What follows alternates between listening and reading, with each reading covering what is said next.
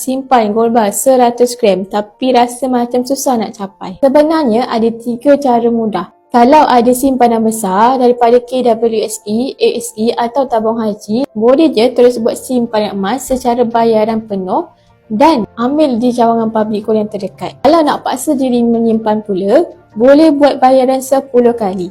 Harga dikunci siap-siap, bayar dalam 4,800 sebulan. Atau nak cari yang lebih fleksibel, simpan sikit-sikit dalam akaun Gap Public Gold.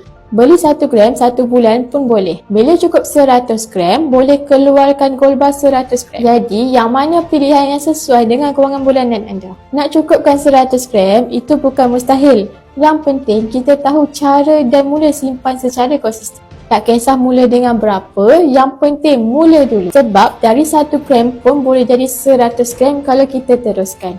Nak Syirah bantu mulakan simpanan emas, boleh klik link ni bio dan jangan lupa untuk follow Syirah.